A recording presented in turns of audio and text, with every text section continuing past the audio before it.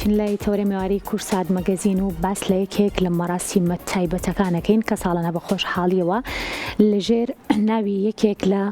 نووسەر یاخود کەسایەتی دیارەکانی کووردا بەڕێواچێت ئەویش مەراسیمی خەڵاتی قەڵەمی زێڕینی جەمال نەبەزە دیارە بۆ ئەم ساڵ بە چەندین بابەتی جیاوازەوە مەراسیمەکەوا بڕیارە لە ڕۆژی شەممەی ئایندەواتە 16 بەڕێوە بچێت زۆر بەڕێز کاکدەوەن ماروو کە بەڕێزیان بەرەوبەری ڕێکخراوی ڕۆشنبیری جەمال عیرفانن لەگەڵمان و گفتوگۆی زیاترەکەین دەربارەی ئەم با بڵێم مەراسیمە کاکدەوەنگیان سڵاوی لێ بێم کاتت باش بێ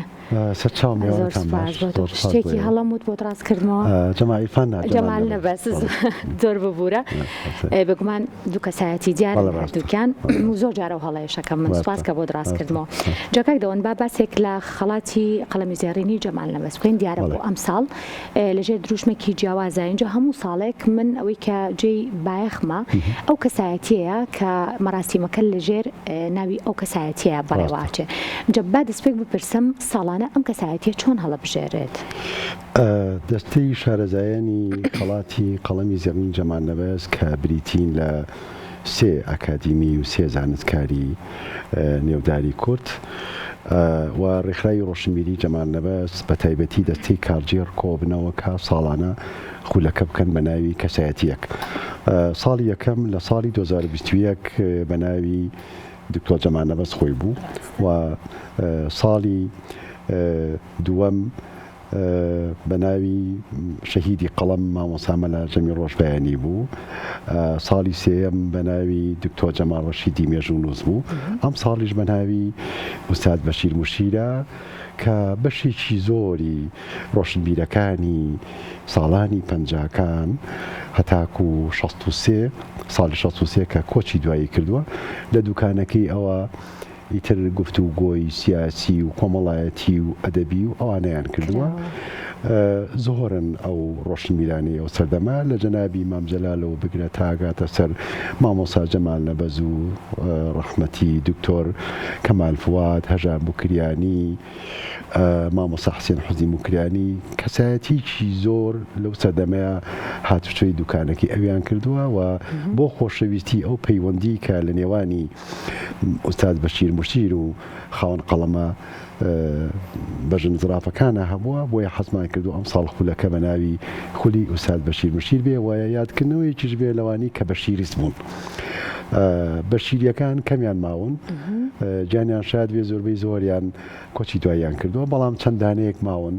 بۆیە بۆ خۆشەویستی بۆ یادی مامۆستا بەشیر موشیر ئەم ساڵ خولەکەمان ناوناخولی ئوستاد بەشیر موشیر ئەوانیش بانگێشت کراون بێگومان بەڵێ بانگێشت کراون باشە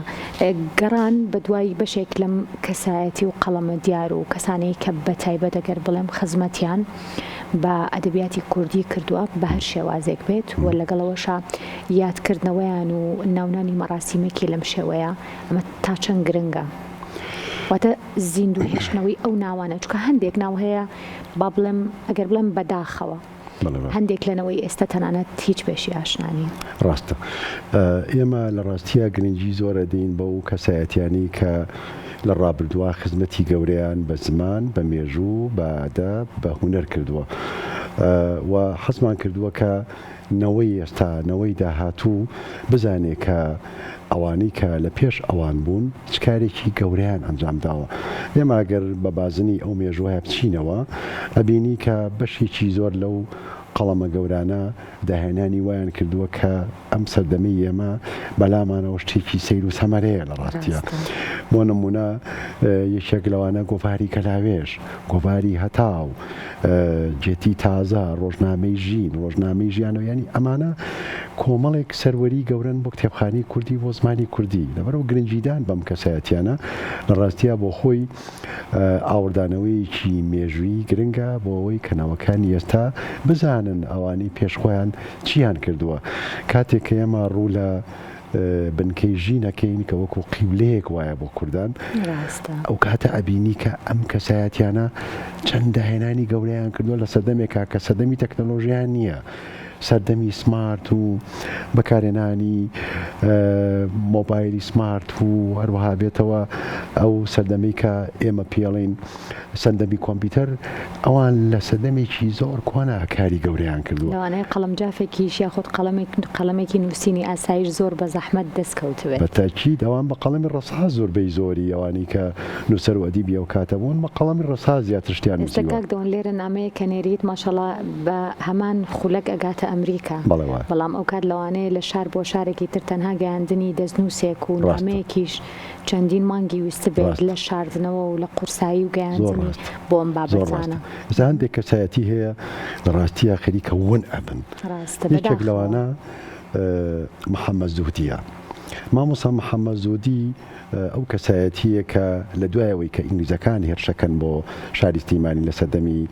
شەشە مەحمووی نەمرا بە تایبەتی لە کاتی حکومداریەکەیە ئەوان ئەچن پیمی ناو چاپخانەکە دەرەهێنن ئینگلیزەکان فێڵزانە بن پیمێک دەرەهێنن. محەممەد زوودی ئەم پیمە دروستەکاتەوە و ئەیبەن بۆ ئەشکەوتی جاسنە لەوێ ڕۆژنامی ئومێدی استقلالی پێدەرەکەن. بەڵام بەداخەوە لە دوایەوەی کە سەری خۆی هەڵەگرەیە چێ بۆ ئەستەمبوڵ لەوێ کۆچی دواییەکە. بەڵام ئەمە ئیدی یەکەمین کەسایەتی ئێمەیە کە لە بۆی ڕۆژنامەیە کاری کردو لە سەردەمێکا کە زۆر سەردەمێکی قات و قڕی بۆ ینی بۆیە محەممەد زوودی وارم لەبیر نەکرێ و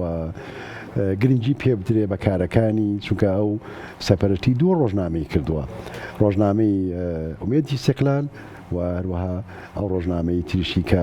کاتی خۆی لە سەردەمی شێ مەحموود دەچوە ینی زۆر گرنگە ئەم کەسایەتیانە بۆیە ئێمە بەلامانەوە گرنگە کە ئاوردانەوەیەکی زۆر مۆڵالیانە لەو کەسایەتیانە بدەینەوە کە لە ڕاستیە داهێنانی گەورەیان بۆ کتێبخانی کوردی کردو. وەکو ڕێکخراوی جەمال نەبەست تا چەند گرنگە ئەم نێریتەی ئێستا ئێوە دەستان ناوەتێ بۆ ساڵانی ئایندەش هەر بەردەوام بن و بەشێک لەو کەسایەتیانی کە ئێستا ناوتێنان و هەندێکی تریشیان کە زۆر بەکەمی کاریان بۆ کراوە بتوانرێت لانی کەم ئەگەر با بڵێم مەراسیمێکی بەو شێوەیەش نەکرێت بە نێویانەوە کار لەسەر نووسراوەکانیان بکرێت. بەدڵنیاییەوە ئێمە من بۆ یەکەم جار لێرەش ئەوە ئەخەمە ڕوو لە ڕێی بەرنامەی کورسات مەگەزین هەر ساڵۆ بە ناوی کەسایەتیەکە و ئاوردانەوەیە کە لەو کەسایەتیانی کە خزمەتی گەورەیان کردووە. ساڵی پێنجەم بڕیارماندا لە دوایین کۆبوونەوە کە بکرێ بە ناوی خولی مامۆستا مەلا سەعید کابان. ئەچەنە ڕەنگە برادران لە دوایان بەرنامەیە لێشم تووڕە بن بەڵام من پێم خۆش لێرەوە ئێرە کورسات مەگەزینە و یەکەم هەوڵ لێرەوە خولەکە بەناوی مامۆستا مەلا سەعید کابانە. مامۆستا مەلا سەعید کابان سەر و بۆری بۆ زمانی کوردی داناوە کەسایەتیەک بووە لەم شارەیە ژیاوە و خاوەنی داهێنانی گەورەیە بۆیە ئێمە پێمان خۆش و بۆ ساڵی پێنجەم خولەکەمان بە ناوی خولی مەلا سەعید کابان بێ کە خزمەتێکی گەورەی بە زمانی کوردی کردووە. ڕاستی دەستان خۆش بێت هەندێک لەو کەسایەتیانی کە زۆر با بڵێم جێپەنجەیان هەبووە لە نێو ئەدەبیاتی کوردیا بە شێوەیەکی گشتی زۆر مای خۆشحاڵیە کە ڕێکخراوی جەمال نەبەست دەتوانێت بە شێوەیەکی باش و بیرنەوەی ئێستەی بهێنێتەوە و لانی کەم لە نێو مەراسیمەکە ئێمە پێیان ئاشنا بین جامەیەکی کیشە لەو با بڵێم کتێبانی کە ئەم ساڵ بۆ خولی ئەم ساڵە و سوپاس بۆ کاکدەون کە ئەم کتێبەشی پێشکەش بە کورسات مەگەزین کردووە. جا پێم خۆشە بزانم ئازادی لەسەر بەخۆی بەنرخترا بگومانەمەیەکی کە لەوتە هەرە جوانەکان جا بزانم ناوەڕۆکی کتێبەی ئەم ساڵ باس لە چیە؟ ئێمە هەر ساڵە و ئەم کتێبە کە دەرەکەین هەر ساڵە خولێک بە ناوی کەسایەتیەک و هەروەها هەر ساڵە و بابەتێکی جیاواسە بژێرین ئەو بابەتانی کە مامۆستا جەمال نەبەست کاری تیا کردووە. ئەم ساڵ تایبەتە بە وەرجێڕان 12 نووسەری نێوداری کورد تیانە نووسیوە و تیانە لە ڕۆژئاوایە تیانە لە کوردستانە تیانە لە شارەکانی کوردستانە. یەکێک لەو قەڵەمانی تایە کە دەمەوێت ئاماژەی پێ بدەم مامۆستا حەمەکەریم عارفە یەکەمین کووردە لە ڕۆژهەڵاتی ناوەڕاستە کە خاوەنی 170 کتێبە لە کتێبخانی کوردیە. یعنی ئەم کەسایەتێکی گرنگە بۆ ئێمە عەرەبەکان تورکەکان فارسەکان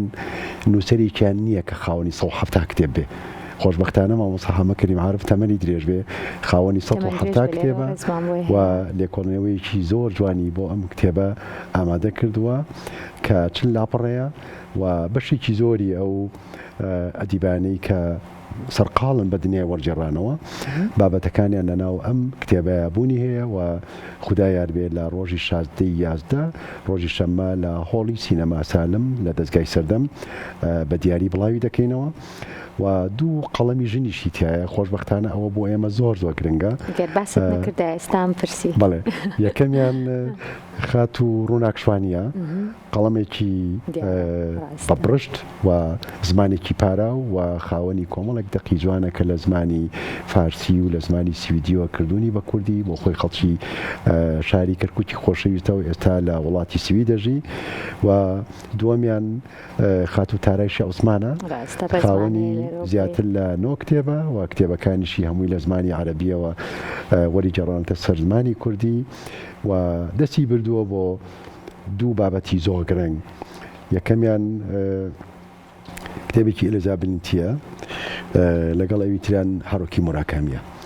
یعنی ئەم دوو نووسەرە گەورەیە تاراخان زۆر بە وردی کاری تیا کردووە و دوو ڕۆمانی زۆر گرنگ زۆر بایەختار کە خوێنەری کورد لە ئێستا پێویستی پێێتی بۆیە خۆشحاڵ بووم کە ئەم دوو خاتونە لەناو ئەم کتێبی ئەم ساڵە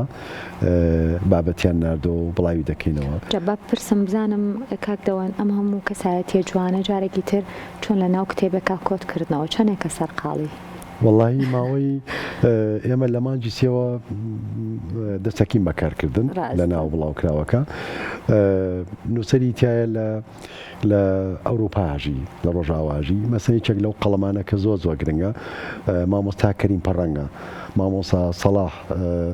حەسەن پاڵەوانە هەروەها بێتەوە مامۆسا سەباح ئیسماعیلە ئەم کەسایەتیانە لە ناو کتێبخانەی کوردیا لە ناو کتێبخانەکە ئێوەشە کتێبەکانیان دەبینم کە خۆشبەختانە خزمەتێکی گەورەیان بە زمانی کوردی کردەوە بۆیە ماوەی 6 مانکارەکەین تا کۆمانە کۆکەینەوە بۆەوەی کە بابەتی باش پێشکەش بە خوێنەرانی کورد بکەین زۆر جارم بابەتە جێگەی قسە و باس و گفتوگۆیە کە ئایا بەشێک لە دەستگاکان کە هەر مەراسیمێک بە ئەنجامەگەێنن یاخود کە با بڵم ئیڤێنتێکی گەورە و بابەتێکی گرنگ لەم شوێ ئەنجامەدرێت ئایا بابەتەکان لە ڕێی هاوڕێتی و دۆستایەتی و ئەکرێت یاخود هەندێک کاتێ پێشنیار ئەکرێت بۆ نمونە کەسێک لەسەر با بڵێم کەسایەتی مەسەلا مامۆستا بەشیر موشیرە کە نووسینێکی جوانی هەیە پێشنیاری بۆ کرێت کە ئەتوانێت ئەم بابەتە لە ئێوە بۆ ئەم مەراسیمە سوودی لێ ببینرێواتە ئەم پێشنیارکردنە و ئەم کەسە نوێیانی کە بێنە نێو ئەرکێکی لەم شێوەیە خود مەراسیمێکی لەم شێوەیە لەلای ئێوە وەکو نەریتێکە یاخود زۆرینی بابەتەکان لە ڕێی هاوڕێتی و برادرایەتیەوە بڵێم گەشاکات بەدڵنیاییەوە پەیوەندی کۆمەڵایەتی پەیوەندێکی سۆسیۆلۆژیە و بڵین بە زمانە زانستیکە پەیوەندێکی سۆسیۆلۆژی کۆمەڵایەتی گرنگە بۆ ئەو دەستگایانی کە ڕێکخراون یان دەستگان یان کەناڵی سربەخۆن ئەو پەیوەندی کۆمەڵایەتیە ئەبێتە خۆی ئەوەی کە بتوانێت کارەکان زیاتر دەوڵەمەند بکە و ئێمە بەشێکی زۆری هاوڕێیانی کە لەناو ئەو کتێبی ئەم ساڵە کە تایبەتە بە وەرجێڕان هەمویان هاوڕێمانن و من لێرەوە سپاسیان دەکەم چاوێن ماچەکەم لە ڕێگەی نامەناردنی ئەلکترۆنیەوە داوام لێ کردوون هەر هەمویان بە خۆشحاڵی و بابەتەکانیان نردو ئێمەش چاپ و بڵاومان کردوێتەوە بە دیاری بەخشین بە خوێنەرانی خۆشەویست هەر هەبن کاکدەوەنگیان و بۆ هیوایم کە ئەم مەراسیمە ساڵانی تریش هەر بابەتێک بۆ ئەم ساڵی ژەگەر فریانەکە و ساڵی ئایندە لە نێو مەراسیمەکە و لە نێو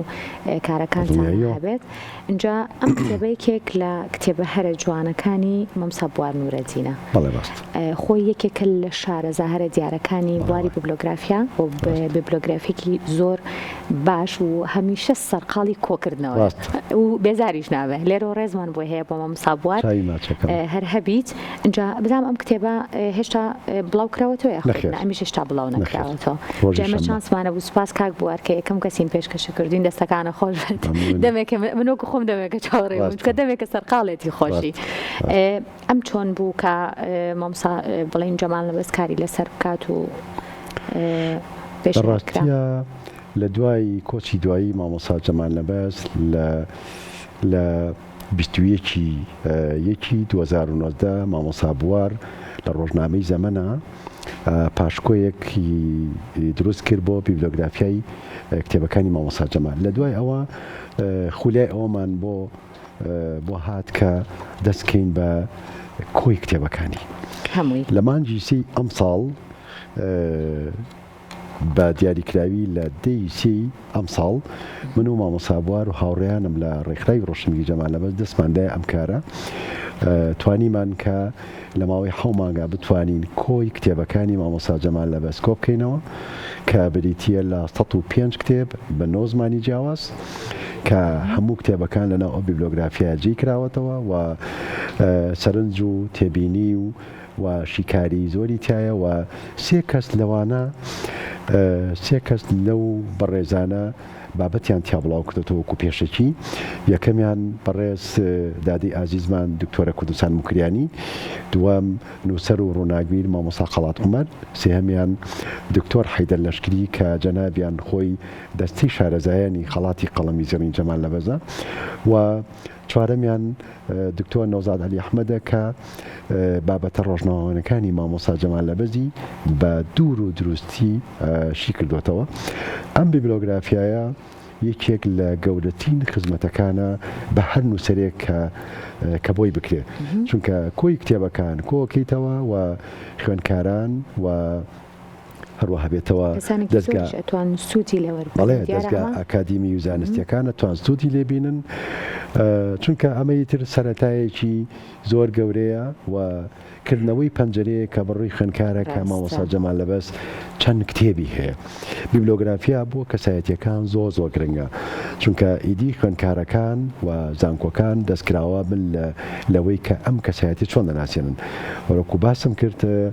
بە 9 زمانی جیاواز کتێبی تایە، جگە لە کوردی و عەرەبی و فارسی و تورکی، بە زمانی ئەڵمانی، بە زمانی سویدی، بە زمانی نەرویجی و بە زمانی فەڕەنسی کتێبی تایە وە کتێبەکانی جیاوازن. چکە مامۆستا جەمال لەباش بەڕاستیە لە ناشارمەوە یەکێکە لەو نووسەرانی کە شەڕی گەورەی لەسەر فەرهەنگ و کەلتوری کورد کردووە. یەکەمین نووسەرە لە ساڵی 1969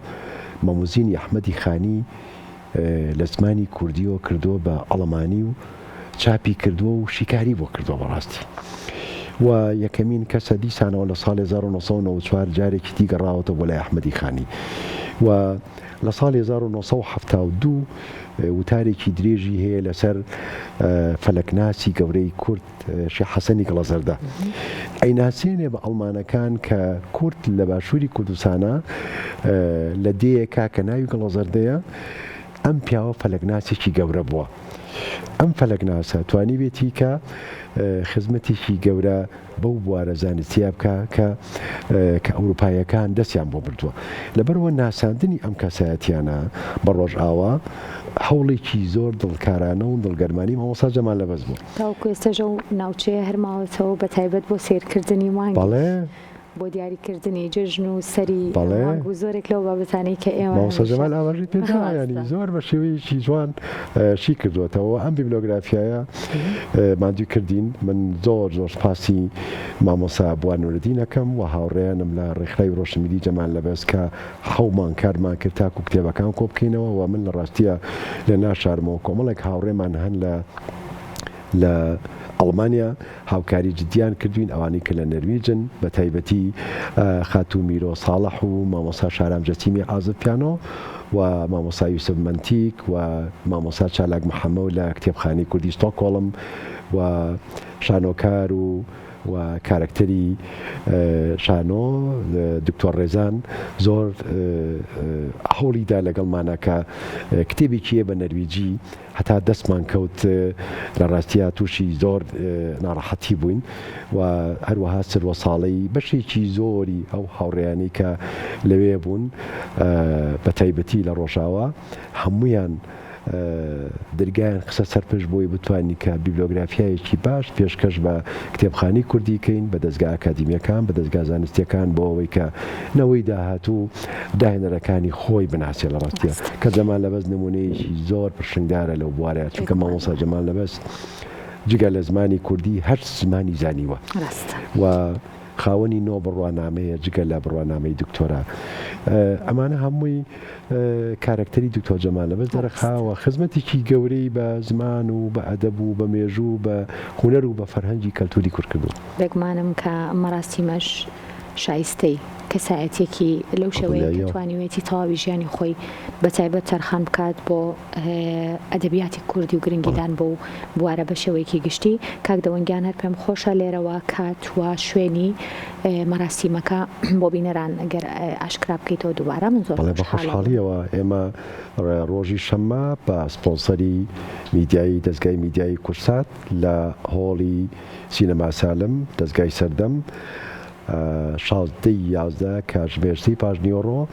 خەڵاتی قەڵەمی زێڕینی جەمال لەبەس لە خولی ئوستاد بەشیر مشیر بۆ ساڵی 2024 بەڕێگاواچێ و لە ناو ئەو مەڕاسیمەیە دوو کتێب دەکەین بە دیاری بۆ ئامادەبووان بۆ میوانەکان. کتێبی یەکەمیان بیبلۆگرافیای مامۆستا جەمال لەبەزە وارووا بێتەوە کتێبی خەڵاتی قەڵەمی زێڕینی جەمال لەبەس کە کتێبێکە ئەم ساڵ بە پی ساڵەکانە گۆڕێ تایبەتە بە وەرجێڕان. دەستخۆش سوپاس بۆ بەڕێز دەوەنمار و بەڕێوەبەری ڕێکخراوی ڕۆشنبیری جەمال لەبەست کە میوارەیە میوانی کورسات مەگەزین بووی. کاک دەوەنگیان دووبارە بەخێراتی سوپاس بۆ تاوی زانیاریەکانت. بەخێراتی.